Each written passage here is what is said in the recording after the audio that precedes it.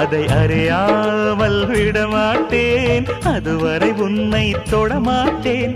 எந்த பெண்ணிலும் இல்லாத ஒன்று ஏதோ,